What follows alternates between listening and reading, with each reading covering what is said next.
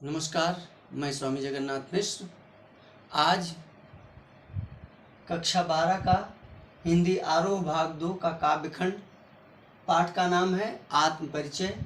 कवि इसके हैं हरिवंश राय बच्चन जी, जिसका तीसरी कविता है मैं यौवन का उन्माद लिए फिरता हूँ, उन्मादों में अवसाद लिए फिरता हूँ। ये कविता है आपकी। जो मुझको बाहर हंसा रुला भीतर, मैं हाय किसी की याद लिए फिरता हूँ। कर यत्न मिटे सब सत्य किसी ने जाना, नादान वही है हाय जहाँ पर दाना। फिर मूढ़ न जाने, फिर मूढ़ न क्या जग में, जो इस पर भी सीखे। मैं सीख रहा हूँ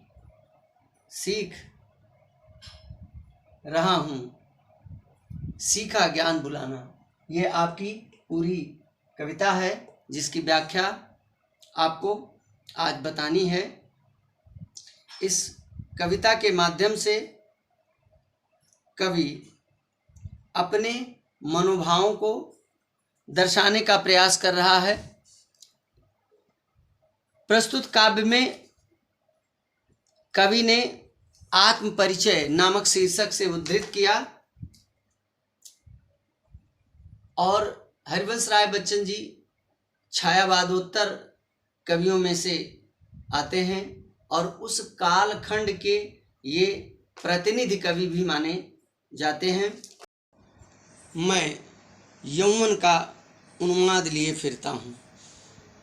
यहाँ कवि बताता है कि संसार में ज्ञानी अज्ञानी सभी हैं।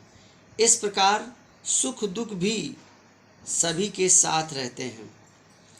कवि हरिवंश राय बच्चन जी कहते हैं कि वह यौवन के उन्माद को अपने भीतर लिए फिरता है, लेकिन उसके उन्माद में अवसाद भी है, अर्थात कहीं न कहीं उसमें किसी गहरे दुख की पीड़ा भी सन्निहित है। उन्मादों में अवसाद लिए फिरता हूँ, जो मुझको बाहर हंसा रुला ती भीतर, मैं हाय किसी की याद लिए फिरता हूँ।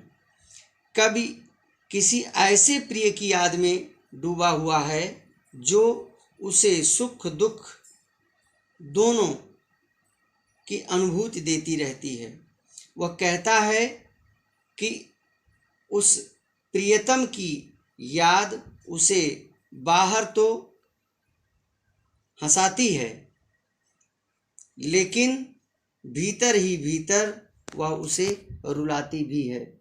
मैं हाय किसी की याद लिए फिरता हूँ, कर यत्न मिटे सब सत्य किसी ने जाना, नादान वही है हाय जहाँ पर दाना।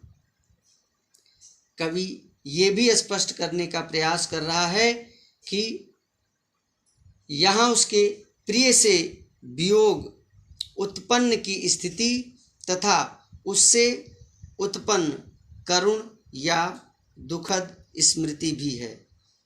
कवि आगे कहता है कि उसने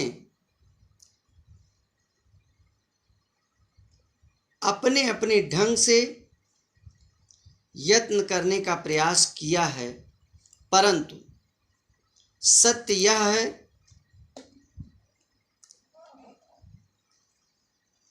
कि किसी ने उसे समझा नहीं। जहाँ दाना है वहीं नादान होते हैं, अर्थात जहाँ बुद्धिमान होते हैं वहीं अक्लमंद भी लोग होते हैं, वहीं नासमझ लोग भी होते हैं। जहाँ सब कुछ उपलब्ध है वहीं खालीपन भी है। फिर भी मूढ़ न क्या जग, जो इस पर भी सीखे। मैं सीख रहा हूँ सीखा ज्ञान भुलाना। कवि आगे कहता है कि रिक्तता का एहसास भी है और यह संसार के जो अजीब रवैये या रंग ढंग हैं उनकी बात को भी कहना चाहता है। वह कहता है कि ऐसी दशा में वह किसी से कुछ कहना चाहता है कि दुनिया के लोग जो नासमझ हैं उनसे कैसे ना कहे, जो भ्रमों में उलझी पड़ी है और उनसे मुक्त भी नहीं होना चाहती। इसलिए कवि कहता है कि वह सीखे गए ज्ञान को भुलाने की कला सीख रहा है।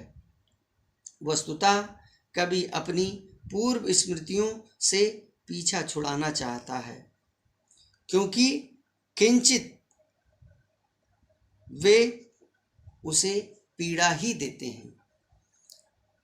यह आपके पूरे कविता का भाव रहा है।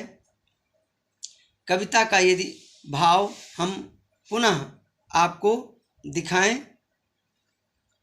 कवि कहता है कि वह यौवन के उन्माद को अपने भीतर लिए फिरता है, लेकिन उसके उन्माद में अवसाद भी है, अर्थात कहीं न कहीं उसमें किसी गहरे दुख की पीड़ा भी सन्निहित है।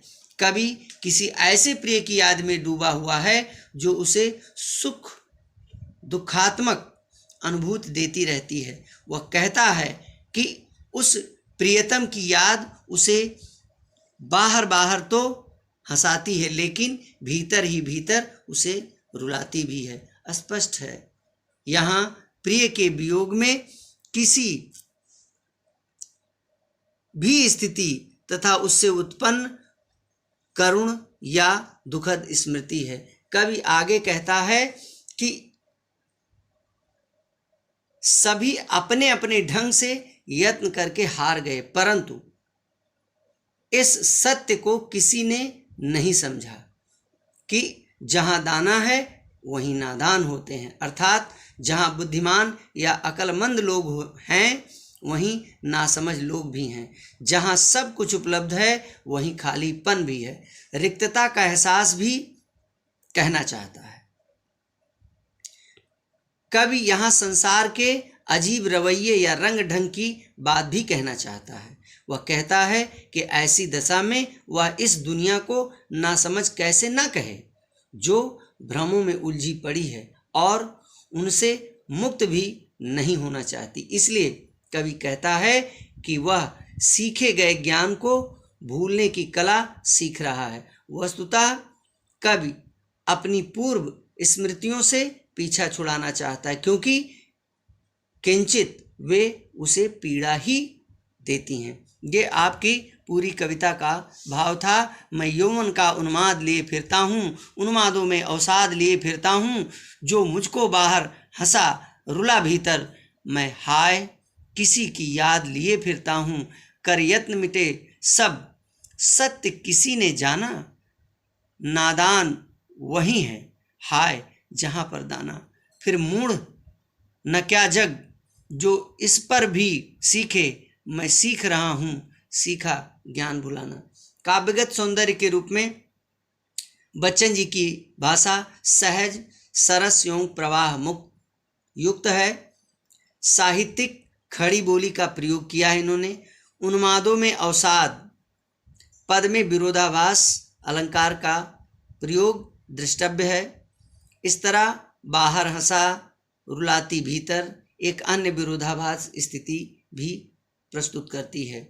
मिटे सब सत्य किसी शब्द में अनुप्रास अलंकार का प्रयोग भी हुआ है और कथन शैली आत्मा अभिव्यक्ति परक दिखाई दे रही है।